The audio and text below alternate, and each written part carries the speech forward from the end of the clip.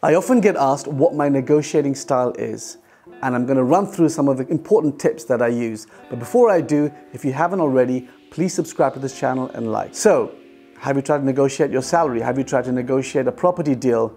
Negotiation is so important in everyday life, and you're using it in and out whether you realize it or not. So in my life, and as a dragon, I've been fortunate to be negotiating many deals. And it's come to the conclusion there are a couple of important things you need to consider when you're trying to get a deal over the line.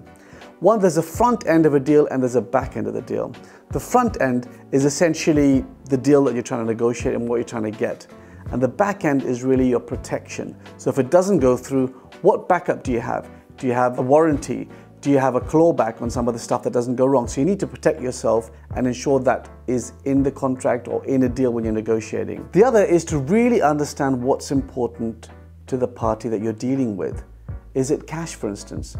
Well, you could negotiate a better deal, but say I'll put a full upfront advance cash on it. Usually that happens in property deals where you pay all cash deal. It depends if you can afford it, then that could be a better way of getting the price down. Or if you're trying to buy a service and you'll say, look, I'll pay you advance 6 months, and maybe that helps them with the cash flow so they can reduce the price. If money's not that important to them, try and figure out really what is. Maybe you could get rid of some things that are not important to you but are important to them. So for instance, if time is not that important to you, you could say, look, I'm happy to get my product or service in 2 or 3 months. That could help them in terms of getting other deals out the line, and they could give you a better price for that. And also, if they don't want to move on price, maybe try and get something extra that's not going to really cost them, to say an extra 12-month warranty or service on your deal.